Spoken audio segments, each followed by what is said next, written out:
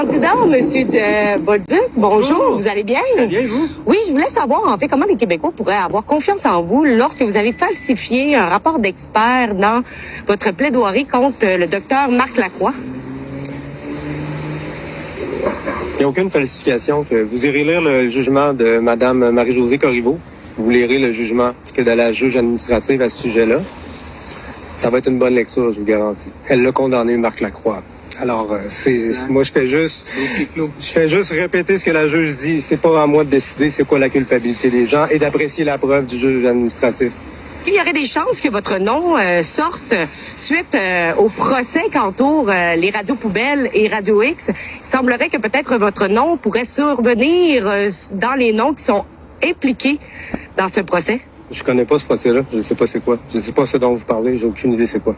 Je suis désolé. J'aimerais vous informer, mais j'en ai aucune idée. Est-ce que vous êtes aussi impliqué dans votre candidat est impliqué également dans plusieurs procès. Vous avez été contre les professionnels. Vous avez intenté plusieurs procès. Vous avez porté plainte au corps professionnel également.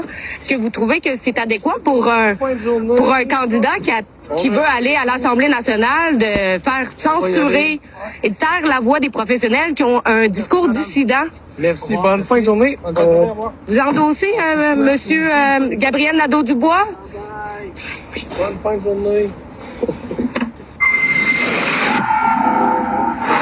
Bonjour tout le monde. Alexa Lavoie pour Urban News et aujourd'hui, je tiens à mettre en lumière un homme qui se présente comme une personne solidaire, agissant dans l'intérêt des Québécois et incarnant des valeurs morales. Cependant, cet individu a également montré qu'il était prêt à tout pour atteindre ses objectifs. Olivier Bolduc, dans une action en justice qu'il a intentée pour faire taire un médecin, a rédigé la conclusion de son propre expert.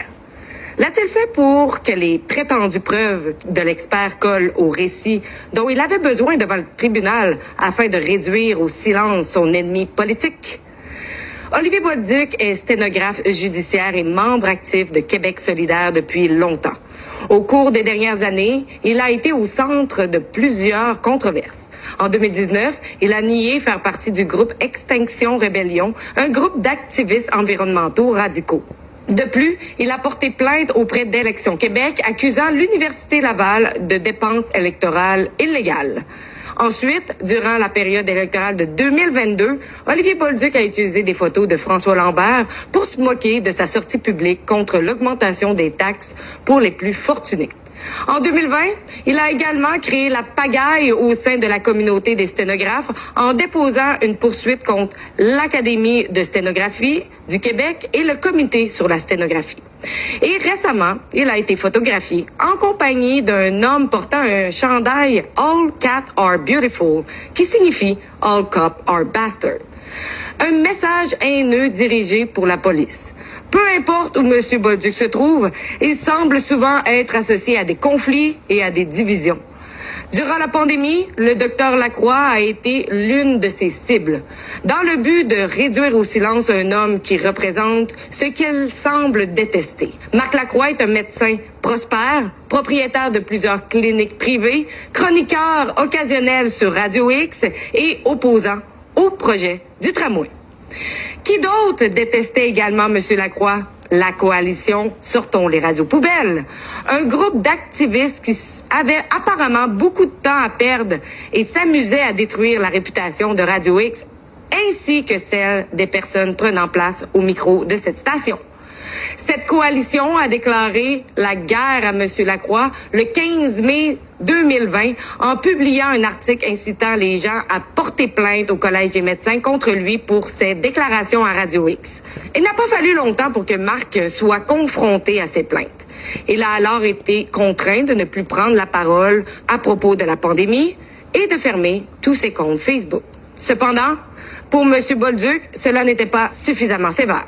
Il a donc déposé une plainte privée comportant 12 chefs d'accusation, bien que M. Lacroix n'ait été jugé que pour seulement 7 d'entre eux.